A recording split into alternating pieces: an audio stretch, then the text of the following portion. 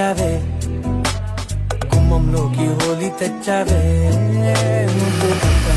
ఇంతేనేమోనే నాకొక్కో గంట ఒక్కో జన్మే మళ్ళీ పుట్టి చెప్తున్నాను ఇంకేం కావాలి